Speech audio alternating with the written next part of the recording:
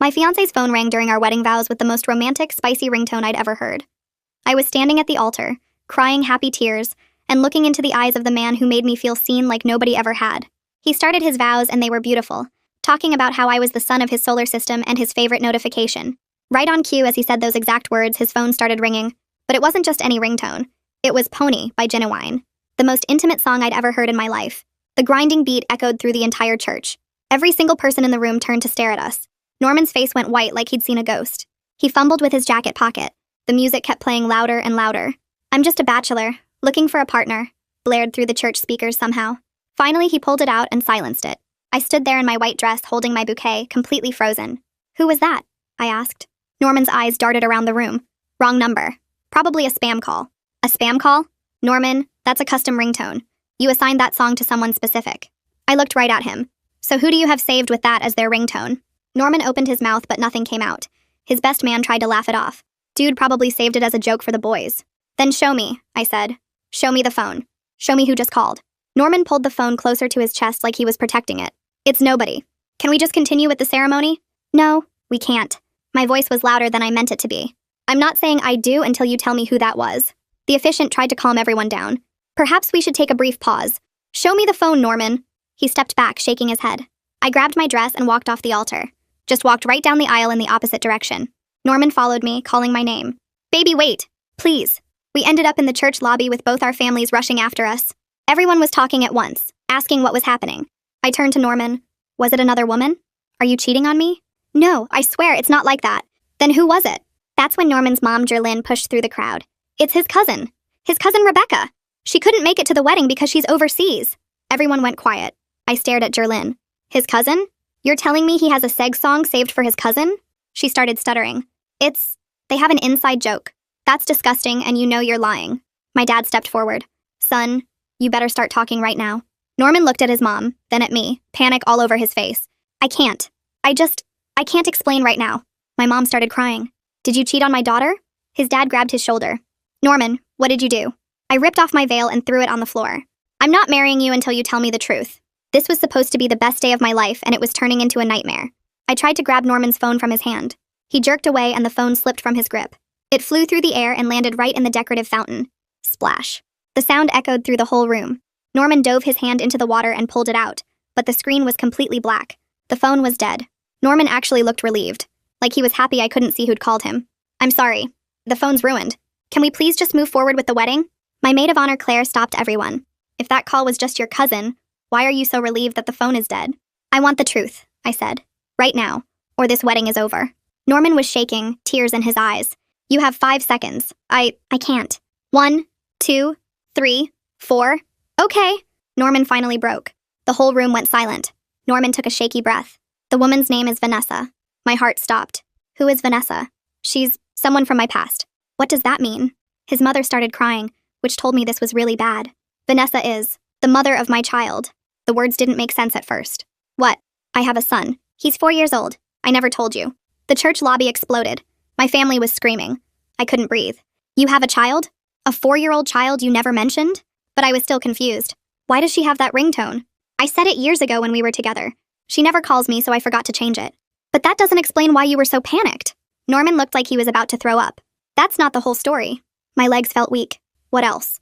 3 months ago, Vanessa came back to town. We ran into each other at a bar. We slept together.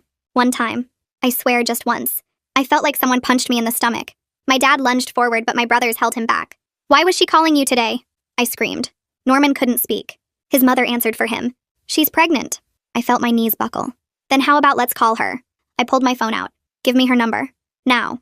Norman stood there frozen like he couldn't move. My dad stepped forward and the look on his face made Norman actually flinch backward. Norman pulled his tablet out of the inside pocket of his suit jacket with shaking hands and unlocked it without saying anything.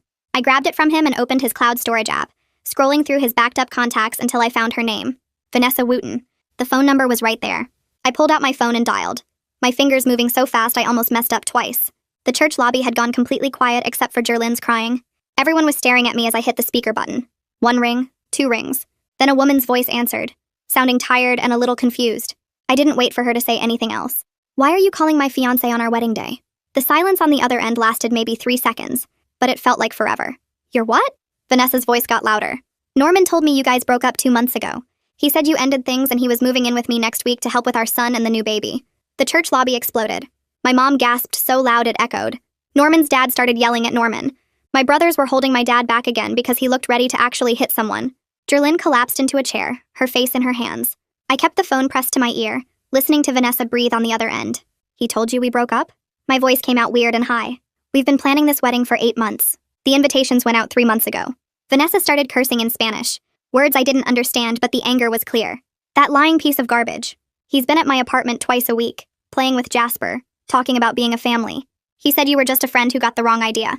I looked at Norman and he was backing away toward the door like he wanted to run. How many other lies?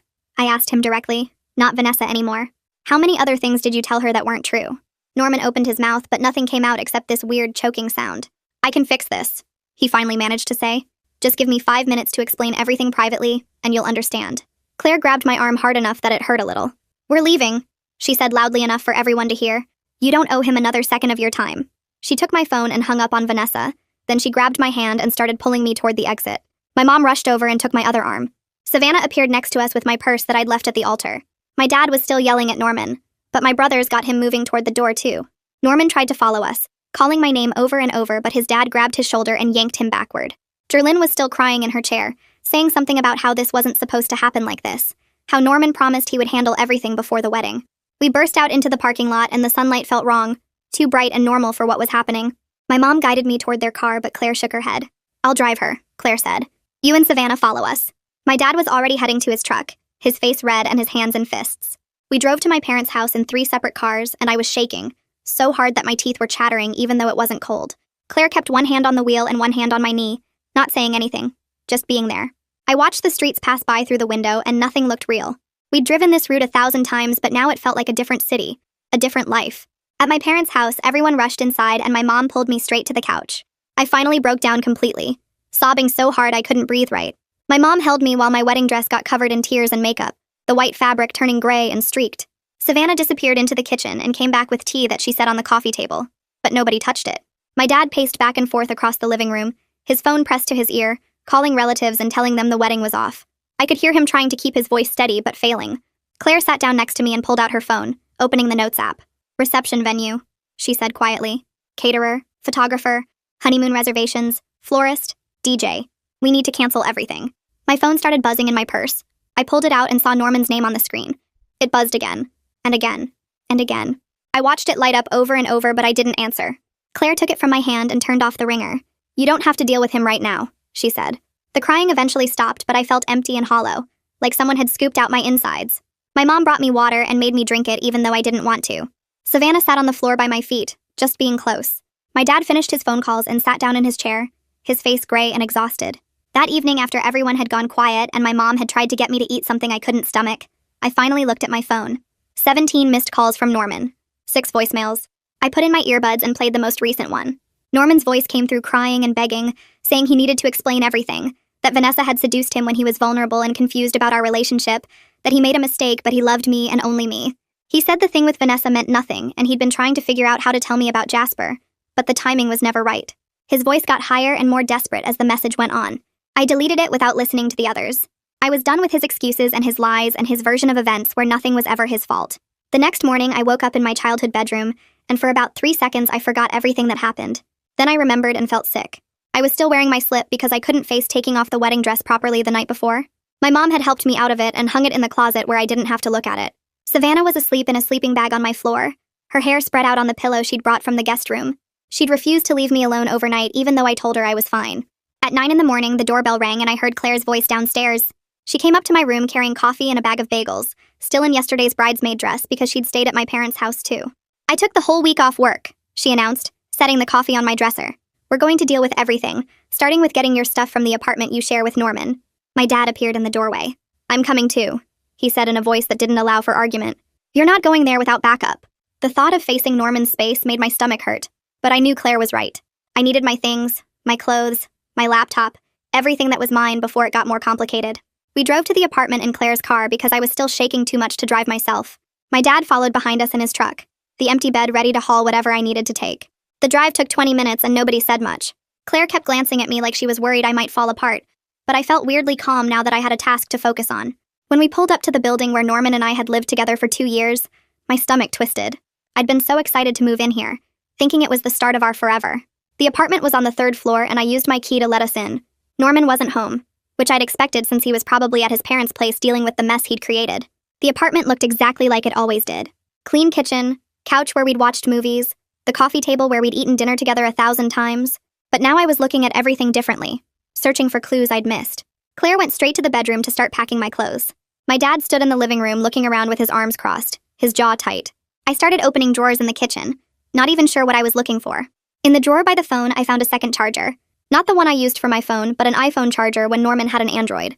I'd seen it before and never questioned it. Now I realized it was probably for Vanessa's phone when she came over. My hands started shaking again. I moved to the desk where we kept our bills and paperwork. I pulled out our credit card statements from the past 6 months and started flipping through them. Charges at restaurants I'd never been to. A hotel stay in March when Norman said he was at a work conference. Purchases at a toy store.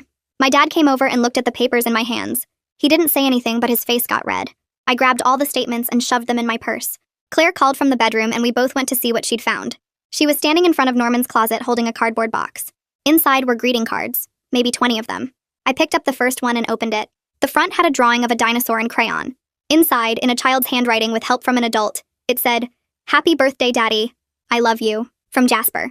The date was from 2 years ago. I picked up another one. "Happy Father's Day, Daddy."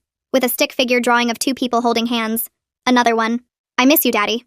When are you coming to visit?" I sat down on the bed because my legs wouldn't hold me anymore. Norman had been getting these cards for years.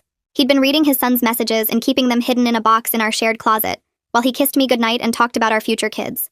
Claire sat next to me and put her arm around my shoulders. My dad took the box and looked through more cards, his face getting darker with each one. I stood up and started grabbing my clothes from the closet, yanking hangers down and throwing everything on the bed. I wasn't being careful anymore. I just wanted out of this apartment that suddenly felt like it was full of lies in every corner. Claire helped me pack while my dad carried boxes down to the truck. On her 3rd trip back from the truck, Claire stopped in the doorway. She was looking at Norman's laptop sitting on the desk in the corner. It was open and the screen was lit up. I walked over and moved the mouse. The screen came to life and I realized Norman hadn't logged out. His email was right there, open and accessible. Claire came to stand next to me. "You should look," she said quietly, "before he gets a chance to delete anything." I knew she was right. I sat down and started scrolling through his inbox. There were dozens of emails from Vanessa going back months. I clicked on the most recent one from 3 weeks ago. It was about their son's preschool graduation and whether Norman would be attending. Vanessa had written that Jasper kept asking if Daddy would be there to see him get his certificate. Norman's response said he'd try, but he was busy with wedding planning. Wedding planning. I felt sick. I kept scrolling and clicking. There were emails about doctor appointments for Jasper. Emails about child support payments that were late. Emails where Vanessa asked when Norman was going to tell me the truth. I found one from 2 months ago that made me stop breathing. Vanessa had written asking if Norman was sure about his plan. Norman's response was 3 paragraphs long. He said he needed to go through with the wedding to keep his parents happy, because they'd already paid for half of it, and his mom would never forgive him if he embarrassed the family. He said after the honeymoon he'd tell me he'd made a mistake and file for divorce quickly. He told Vanessa he'd move in with her and Jasper by the end of the summer, and they could finally be a real family. He said marrying me was just something he had to get through first. I read it 3 times. Each time felt worse than the last. Claire read over my shoulder and I heard her sharp intake of breath. My dad came back upstairs and saw us at the computer. He read the email too. Then he walked to the kitchen and I heard him punch the cabinet door. The bang echoed through the apartment. I started clicking through more emails, my hands moving faster now. There were so many. Norman and Vanessa had been talking constantly for months. She'd sent him ultrasound pictures of the new baby. He'd responded with heart emojis.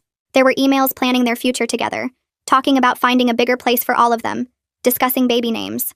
While he was doing this, he was coming home to me every night and talking about our honeymoon plans. Claire grabbed a flash drive from her purse. "Forward these to yourself," she said. "All of them. And let me copy them too." I created a new folder and started dragging emails into it. I forwarded the whole folder to my personal email address. Then I copied everything onto Claire's flash drive. My dad found the printer and started printing out the worst emails, the ones that showed Norman's plan most clearly. The printer churned out page after page of evidence. I kept searching through the laptop. I found his text message backup and saw months of conversations with Vanessa that matched the emails. Sweet messages, intimate messages, messages about their son and their life together, messages sent while he was sitting next to me on the couch. I found photos on his computer, pictures of Jasper at the park, at his birthday party, playing in a backyard I didn't recognize. Norman had a whole separate life documented in digital files that I'd never seen. When we'd packed everything I owned and printed every important email, we left. I didn't leave a note. I didn't close the laptop. I wanted Norman to come home and see that I'd found everything. We loaded the last boxes into my dad's truck and drove back to my parents' house. It was almost noon by then, and I felt exhausted like I'd been awake for days. Back at my parents' house, Savannah was waiting in the kitchen. She'd made sandwiches that nobody was eating and coffee that was getting cold. I spread all the printed emails out on the dining room table. Savannah came to look and her eyes got huge. We spent the next hour going through everything, organizing it by date, building a timeline. Savannah took notes on her laptop, creating a document that tracked every lie. The affair with Vanessa wasn't just 3 months ago like Norman claimed. They'd been sleeping together on and off for the entire 4 years I'd been with Norman. There were gaps where they weren't in contact, but then they'd start up again. The longest gap was about 8 months last year, right when Norman proposed to me. Then 3 months later, the emails started again. My mom came in and saw what we were doing. She sat down and started reading, her face getting pale. When she finished, she got up and made a phone call. I heard her in the kitchen talking to the wedding venue coordinator, explaining that we needed to cancel everything. She came back 15 minutes later and sat next to me. "They're refunding most of the deposit," she said. The coordinator was very understanding. She said this happens more than people think. I felt a tiny bit of relief. At least that was one less thing to worry about. That evening, the doorbell rang. My dad went to answer it and I heard Norman's voice in the entryway. I stood up and walked to the living room window where I could see the front door. Norman was on the porch trying to get past my dad. My dad had one arm braced against the doorframe, blocking the entrance. I couldn't hear everything they were saying, but I saw my dad's mouth moving, his voice firm and angry. Norman tried to push forward and my dad put a hand on his chest, stopping him. Then my dad said something that made Norman step back. Norman was crying, his face red and twisted. My dad pointed down the driveway. Norman stood there for another minute, then turned and walked away. My dad came back inside and locked the door. "I told him to communicate through lawyers from now on," he said. "He's not welcome here." An hour later, my mom's phone rang. She looked at the screen and showed it to me. Jerlyn. My mom answered and put it on speaker. Jerlyn's voice came through, sobbing and barely understandable. She was apologizing, saying she'd told Norman he needed to tell me the truth before the wedding. She said she'd begged him to be honest, but he kept promising he would handle it. She said she never meant for it to happen like this. I listened to her cry for about 30 seconds. Then I looked at my mom and said, "Hang up." My mom ended the call. Jerlyn tried calling back twice, but my mom didn't answer. The next day, Claire came over again with her laptop. We sat at the dining room table and logged into the joint bank account Norman and I shared. I'd been putting money into it every month for 2 years, saving for the wedding and our future. Norman had access to the same account. Claire pulled up the transaction history and we started going through it month by month. In January, there was a transfer to Vanessa for $1,500. In February, another $1,000. In March, $2,000. The amounts varied, but they were there almost every month, sometimes multiple times a month. Money from our shared account, money I'd deposited thinking it was going toward our wedding and our life together, had been going to support Norman's other family. Claire added up the total. Over the past year alone, Norman had sent Vanessa more than $18,000 from our joint funds. I felt like I might throw up. That money was supposed to pay for our honeymoon, for furniture for the house we'd planned to buy. Instead, Norman had been using it to support the life he was planning to leave me for. I stared at the number Claire had written down. $18,000. My hands started shaking. That was supposed to be our honeymoon in Greece. That was the down payment we'd been saving for a house. I felt sick to my stomach thinking about how I'd skipped buying new work clothes and eaten leftovers for lunch every day to add extra money to that account. Norman had been taking it and sending it to another woman while I was planning our wedding. Claire put her hand on my shoulder, but I barely felt it. The betrayal wasn't just emotional anymore. It was right there in black and white. Transaction after transaction. Proof that he'd been stealing from our future to build a different one without me. I added up the numbers again in my head, hoping I'd made a mistake. But it came out the same. $15,000 minimum over the past year alone. Probably more if I went back further. Claire closed the laptop and looked at me. "We need to protect what's left. Right now." I nodded because she was right. Norman still had access to that account. He could drain everything before I even had a chance to stop him. We grabbed my purse and keys and drove straight to the bank. It was almost closing time, but we made it with 10 minutes to spare. The woman at the desk looked confused when I explained I needed to open a new account immediately and transfer money from a joint account. She asked if everything was okay, and I said my wedding got called off and I needed to separate my finances. Her expression changed to sympathy and she moved faster after that. We opened a new checking account in just my name. Then we transferred exactly half of what was left in the joint account. Norman had already taken, so much that my half only came to about $4,000. The woman helped me remove myself as an authorized user on Norman's credit cards too. She said I should also cancel the joint card to protect my credit score. I did it right there, watching her type on her computer. Every click felt like taking back a tiny piece of control. When we left the bank, I felt exhausted, but also relieved. At least Norman couldn't take anything else from me now. Back at my parents' house, Savannah was sitting at the kitchen table with her laptop open and a notebook covered in writing. She looked up when we walked in. "I found 3 family lawyers who do free consultations. I already called and made appointments for you. Tomorrow at 10, Thursday at 2, and Friday at 11. I stared at her. My little sister, who usually couldn't remember to return my calls, had just organized my entire week. She saw my expression and shrugged. "You're dealing with enough. I can handle phone calls and scheduling, I hugged her and she hugged me back hard. For the first time since the wedding disaster, I felt like maybe I could actually get through this. The next few days blurred together. I met with all 3 lawyers and picked the one who seemed most straightforward about what I could realistically recover. She said the money Norman took from our joint account would be hard to get back since it was technically his money too, but we could try.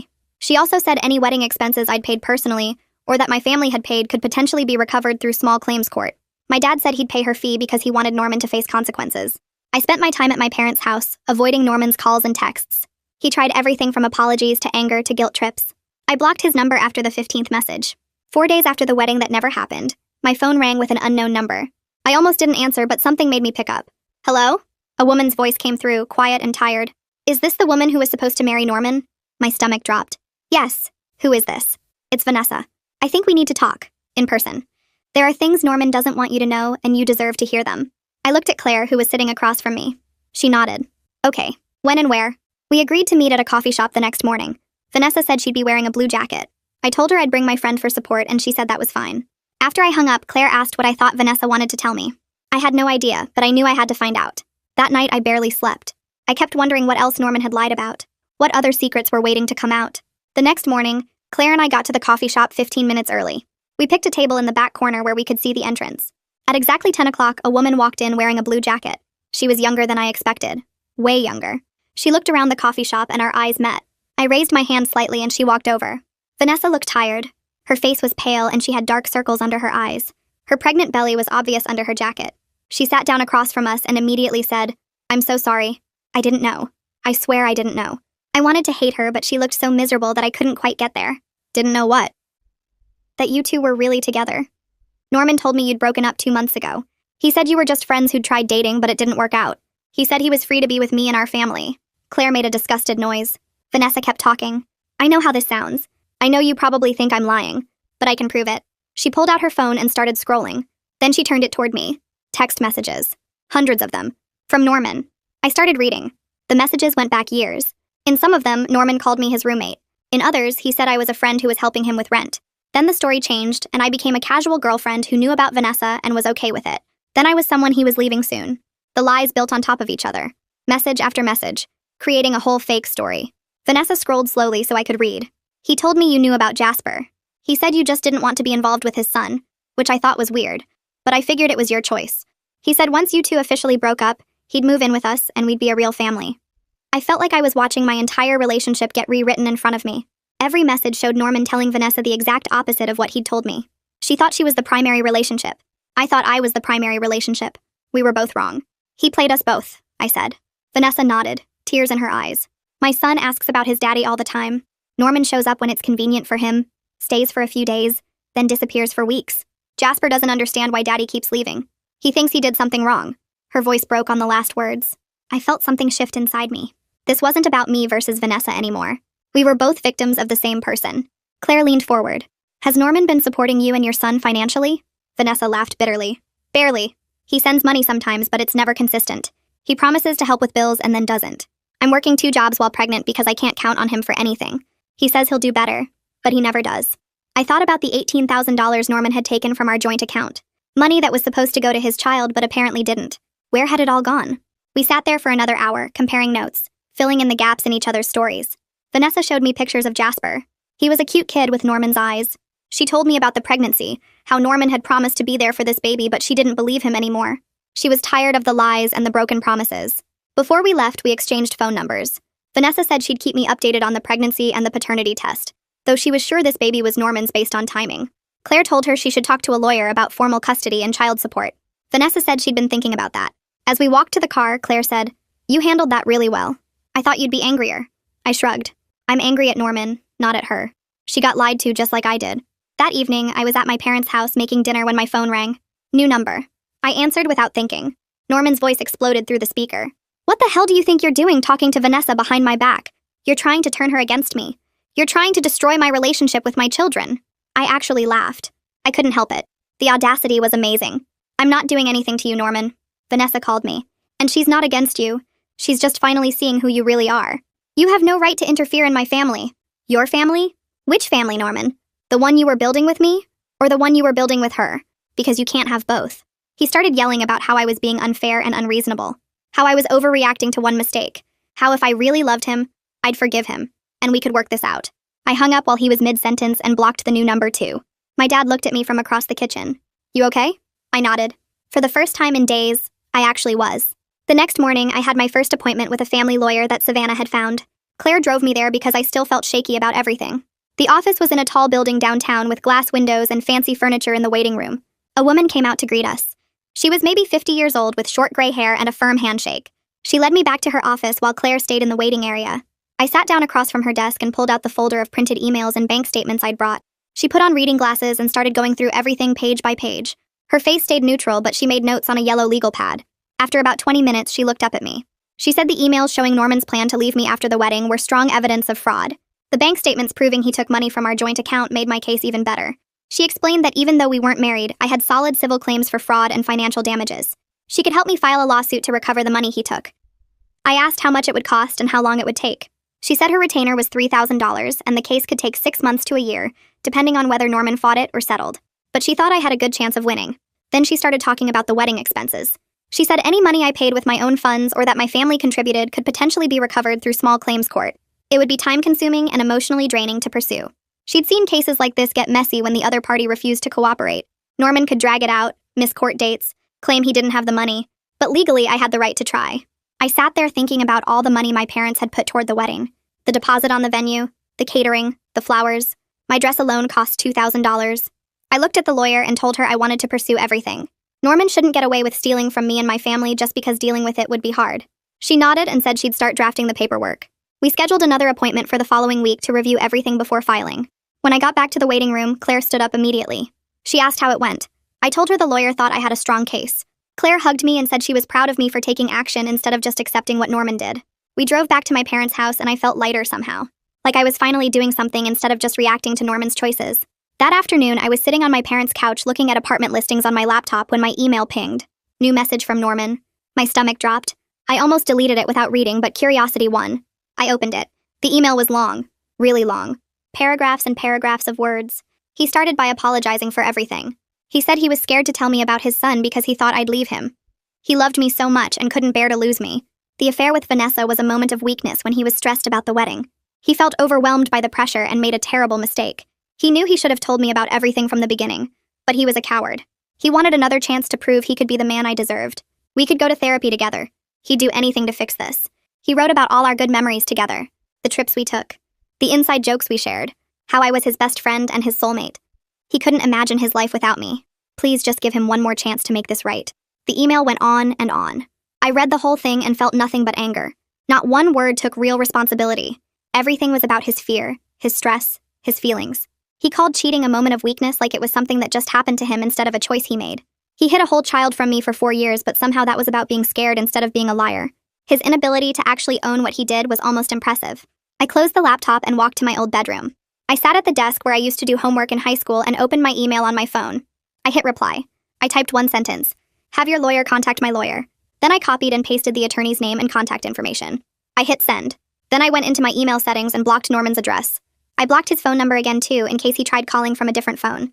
I was done being accessible to his manipulation. Savannah knocked on my door and came in. She asked if I was okay. I told her what Norman had sent and how I responded. She said that was perfect. Short and clear with no room for him to twist my words. Then she sat down on my bed and pulled out her phone. She said we should start looking for apartments because I couldn't stay at our parents' house forever. I needed my own space to start fresh. We spent the next 2 hours scrolling through listings. Most were too expensive or in bad neighborhoods. But then Savannah found a small one-bedroom in a neighborhood I'd always loved. It had hardwood floors and big windows and was available immediately. The rent was reasonable. I called the landlord right away and scheduled a viewing for the next day. My parents said they'd help with the deposit and first month's rent. The next morning, Savannah and I drove to see the apartment. It was on the 3rd floor of an older building with a coffee shop on the corner. The landlord met us outside. He was an older man who'd owned the building for 30 years. He walked us up the stairs and unlocked the door. The apartment was small but bright. The kitchen had white cabinets and black countertops. The bedroom fit a queen bed with room for a dresser. The bathroom was tiny but clean. I walked around touching the walls and looking out the windows. This could be mine. My own space with no Norman. No lies. No memories of the life I thought I was building. Savannah stood next to me and asked what I thought. I told the landlord I'd take it. He had me fill out an application right there. He said he'd run my credit and call me by the end of the day. We drove home and I felt excited for the first time in weeks. That evening the landlord called. My application was approved. I could move in on Saturday. My parents celebrated with me over dinner. My dad said he was proud of how I was handling everything. 3 days later, Claire and Savannah showed up with a borrowed truck to help me move. I didn't have much since most of the furniture in the apartment I shared with Norman was his, but Claire had extra dishes and towels. Savannah brought an old coffee maker and some pots and pans. My parents gave me their spare TV. We made trip after trip up the 3 flights of stairs carrying boxes and bags. By evening, the apartment was full of mismatched furniture and kitchen supplies, but it was mine. We ordered pizza and sat on the floor eating because I didn't have a table yet. Claire raised her paper cup of soda and said we should make a toast to new beginnings and leaving liars behind. We all clinked our cups together. After they left, I walked around my empty apartment. I was 32 years old, starting completely over. But I was doing it on my own terms without Norman's lies everywhere. That felt like something worth celebrating, even if it was scary. I made up my bed with new sheets and fell asleep in my own space for the first time. 2 days later, someone knocked on my door around 7 in the evening. I looked through the peephole and saw Jerlyn standing in the hallway. I almost didn't open the door, but curiosity made me turn the lock. Jerlyn looked terrible. Her hair wasn't styled like usual. She had dark circles under her eyes. She wasn't wearing makeup. She asked if she could come in. I stepped back and let her into my tiny living room.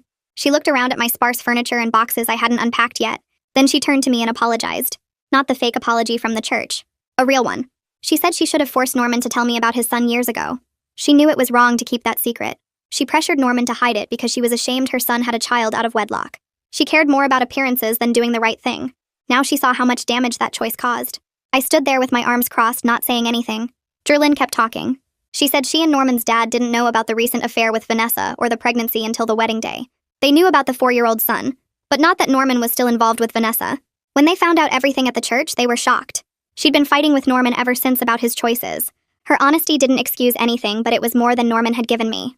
I asked her why she came here. Jerlyn reached into her purse and pulled out her checkbook. She said she wanted to pay back some of the money Norman took from our joint accounts. She had access to his trust fund and could transfer money directly to me. She wrote out a check for $8,000 and held it out. I stared at it. I told her I'd need to think about it and talk to my lawyer first. She nodded and set the check on my kitchen counter. Then she left without saying anything else. I picked up the check and looked at the amount. $8,000 wouldn't cover everything Norman took, but it was something. I put it in a drawer and texted my lawyer about what happened. 2 weeks after the wedding, that wasn't. I got a text from a number I didn't recognize. It was Norman's best man. He said his name was Axel and asked if we could talk. I almost blocked the number but decided to hear him out. He called me 10 minutes later. He apologized for not warning me about Norman's secrets. He said he knew about the 4-year-old son, but not about the ongoing affair with Vanessa. Norman told him years ago that he had a kid, but swore he'd told me about it and I was okay with everything. Axel believed him because why would Norman lie about that? Now he realized Norman had been lying to everyone about everything. He felt guilty for not questioning it more, or reaching out to me directly to make sure I actually knew. Several of Norman's friends were distancing themselves since the wedding disaster. They were disgusted by how he handled everything. Norman was apparently spiraling, missing work and drinking heavily. But Axel said that wasn't my problem to fix. I thanked him for calling and hung up. The conversation with Axel stayed in my head for the rest of the day. Norman's friends were backing away from him. People who stood up at our wedding rehearsal dinner and gave speeches about what a great guy he was. Now they couldn't even look at him without feeling disgusted. Part of me felt satisfied hearing that. Another part felt nothing at all. I made myself dinner and sat on my couch staring at the wall. My phone buzzed with a text from Savannah asking if I was okay. I told her I was fine and needed some space. That was mostly true. The next morning, I called the therapist's office that Claire had recommended. The receptionist scheduled me for that same afternoon with Isabella Parsons. I showed up 15 minutes early and filled out paperwork asking about my mental health history and what brought me in. I wrote, "Canceled wedding due to fiancé's betrayal," in the reason for visit section. Isabella called me back right on time. She was younger than I expected, maybe late 30s, with kind eyes and a calm voice. Her office had soft lighting and comfortable chairs. She asked me to tell her what happened. I started from the beginning with the phone call during the ceremony. The words came out easier than I thought they would. Isabella listened without interrupting. When I finished, she asked how I was sleeping and eating. I admitted both were terrible. She said that was normal for betrayal trauma. We spent the rest of the hour talking about what betrayal trauma actually means. She explained it wasn't just about being sad or angry. It was about having your whole reality shattered. Everything I thought I knew about Norman and our relationship was a lie. My brain was trying to process that while also grieving the future I'd lost. She asked about Vanessa and Jasper. I told her I felt weird sympathy for them. They didn't ask for any of this either. Isabella said that showed emotional maturity. Not everyone could separate their anger at Norman from the innocent people caught in his mess. By the time I left, I felt slightly less like I was drowning. I scheduled another appointment for the following week. 2 days later, my phone buzzed with a text from Vanessa. Norman had missed his scheduled visit with Jasper again. Her son had cried for an hour asking why Daddy didn't love him anymore. She was tired of making excuses for Norman. She was thinking about taking him to court for formal custody and child support instead of their informal arrangement. I read the message 3 times. That poor kid. 4 years old and already learning that his father was unreliable. I texted back immediately. I told her she should absolutely get a lawyer and formalize everything. Norman wasn't going to change on his own. He needed legal consequences to force him to act right. I offered to share my attorney's contact information since she'd been helpful and straightforward with me. Vanessa responded within minutes. She thanked me and said she never expected Norman's ex to be kinder to her than Norman was. I sent her my lawyer's name and number. Then I texted my lawyer to give her a heads up that Vanessa might call. My lawyer responded that she'd be happy to refer Vanessa to a good family law attorney in her firm. 3 weeks after the wedding disaster, my lawyer sent Norman's lawyer a formal demand letter. She requested return of the $15,000 he took from our joint accounts. She also asked for half of the wedding expenses my family had paid. The total came to around $25,000. Norman's lawyer responded 2 days later with a settlement offer of $5,000. My attorney called me to discuss it. She said it was a lowball offer and she strongly advised rejecting it. We had solid evidence of Norman taking money from our joint accounts. We had receipts for wedding expenses. Norman's lawyer was testing to see if I'd take an easy settlement. I told her to reject it. I wanted to fight this. A week later, we filed a civil lawsuit against Norman for fraud and financial damages. My lawyer warned me it could take months to resolve. Court dates got scheduled slowly. Norman could drag things out if he wanted to.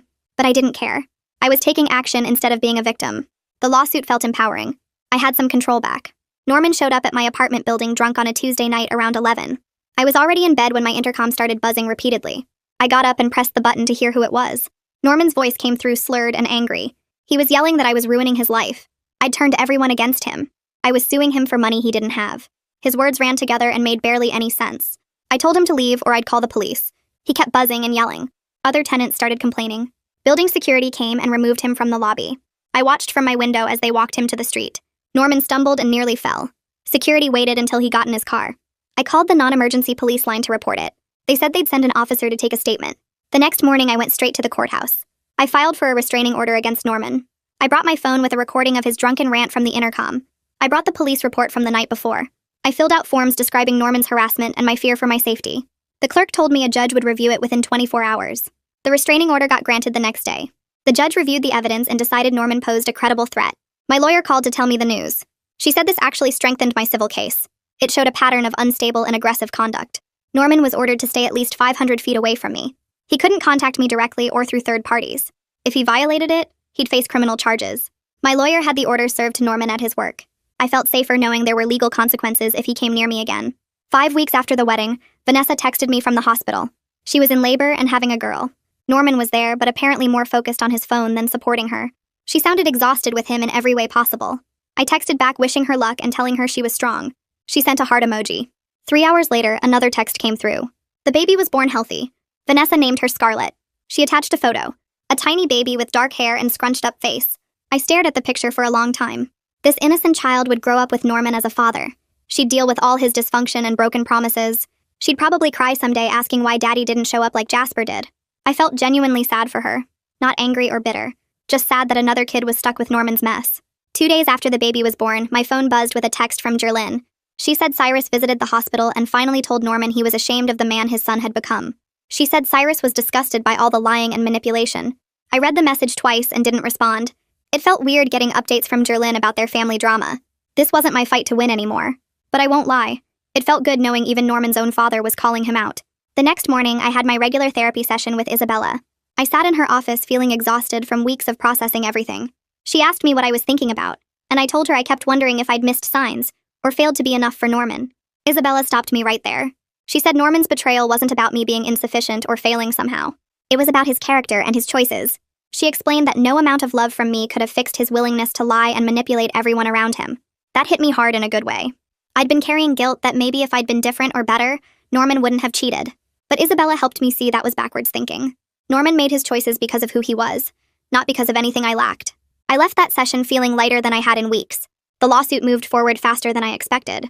My lawyer called to say Norman's lawyer contacted her suggesting mediation to avoid going to court. She thought we had a strong case and could likely get most of what we were asking for through settlement talks. She explained that mediation would be faster and cheaper than a trial. I agreed to try it because I wanted this resolved and behind me. 6 weeks after the wedding disaster, I walked into the mediation office downtown. My lawyer met me in the lobby and we went upstairs together. Norman was already there with his lawyer. He looked terrible. He'd lost weight and had dark circles under his eyes like he wasn't sleeping. His suit hung loose on him. I felt nothing looking at him except relief that I wasn't responsible for him anymore. We sat down at a conference table with a mediator between us. Norman tried to make eye contact with me, but I looked at my lawyer instead. The mediator explained how the process would work and asked Norman's lawyer to present their position first. His lawyer started talking about Norman's financial situation. She pulled out bank statements and pay stubs showing Norman was genuinely broke after supporting 2 households and paying for Vanessa's medical expenses. She argued that Norman couldn't afford to pay me back what I was asking for. My lawyer jumped in immediately. She said Norman created this situation through his own choices and still owed me compensation for the money he stole from our joint accounts and the wedding expenses my family paid. She presented our documentation showing exactly how much Norman had taken. The mediator asked Norman directly why he took money from our joint account without telling me. Norman stumbled over his words, saying he was trying to support his son and didn't know how to tell me. My lawyer pointed out that he could have told me about his son years ago instead of lying and stealing. We went back and forth for 2 hours. Norman's lawyer kept saying he couldn't pay. My lawyer kept showing proof of what he owed. Finally, the mediator suggested we take a break and think about possible compromises. During the break, my lawyer told me we could push for a trial and probably win more, but it would take months and cost more in legal fees. She thought we should try to settle today if possible. When we came back, Norman's lawyer made an offer. Norman would pay me $12,000 in installments over 2 years. His parents would contribute an additional $8,000 immediately to cover what he couldn't pay now. It wasn't everything I'd asked for, but it was something. My lawyer looked at me and I nodded. I was ready to be done with all of this. We signed the settlement agreement right there. Jerlyn transferred the $8,000 to my account that same afternoon. She sent a note with the transfer saying she hoped I could eventually forgive her for her role in enabling Norman's deception. I stared at the message for a while. I wasn't ready to forgive her yet. Maybe I never would be. But I didn't delete the message either. I just left it there and closed my banking app. The next week, Vanessa texted me that she officially filed for full custody and child support through the courts. She said Norman's lawyer tried to argue he couldn't afford proper support given his financial obligations to me. The judge apparently wasn't sympathetic to Norman's self-created problems. The court ordered him to pay substantial child support for both kids. Vanessa sounded relieved in her messages. She said maybe now Norman would finally have to grow up and be responsible. I started thinking about dating again. Not anything serious, just testing if I could trust people after everything that happened. Claire set me up with a friend of her husband's. We went to dinner and he was nice enough, but I felt anxious the whole time. I kept wondering what he might be hiding. Isabella told me that was normal and healing isn't a straight line. She reminded me I was making progress even when it didn't feel like it. I went on 2 more dates with different guys that friends introduced me to. One was boring and talked about himself the entire time. The other one was actually interesting and funny, but I wasn't ready for anything beyond casual conversation. 7 weeks after the wedding disaster, I met Claire and Savannah for coffee at our favorite place downtown. We sat outside in the sunshine and talked about normal stuff. Savannah told a story about her coworker who accidentally sent a text meant for her boyfriend to their entire office group chat. Claire laughed so hard she snorted her latte. I realized I was genuinely laughing too. Not forcing it or faking it. Actually laughing about something silly and meaningless. We stayed there for 2 hours just talking and joking around. When I got home that evening, I thought about how different I felt compared to 6 weeks ago. I wasn't obsessing over Norman or replaying everything in my head constantly. I was starting to have moments where I forgot about him entirely. It felt like the beginning of actually moving forward instead of just surviving each day. 8 weeks after everything fell apart, I checked my bank account and saw Norman's first payment sitting there. The full amount he promised in the settlement. I stared at the transaction for a minute because I honestly expected him to be late or short on the money. That same afternoon, Vanessa sent me a text saying the court hearing went through and Norman got ordered to pay substantial child support for both kids. She said he picked up weekend shifts at a second job and was actually showing up for his scheduled visits with Jasper. I texted back asking how she was doing with the baby, and she said tired but managing better now that money wasn't so tight. It felt strange getting updates about Norman's life like this, through Vanessa instead of directly, but also somehow easier. I wasn't responsible for fixing him anymore. 3 days later, I stopped at my usual coffee place to grab something before meeting Claire for lunch. I was waiting for my order when someone called my name. I turned around and saw Axel sitting at a corner table with his laptop. He waved me over and I walked to his table, feeling awkward, but not angry. He asked how I was doing and I told him honestly that I was okay, better than I expected to be. He nodded and said he was glad, then mentioned that Norman was going to therapy now. Twice a week, apparently. I raised my eyebrows at that and Axel shrugged. He said Norman's lawyer probably told him it would look good in court, and he wasn't sure if Norman was actually working on himself or just performing change to seem better on paper. I appreciated Axel's honesty about his skepticism.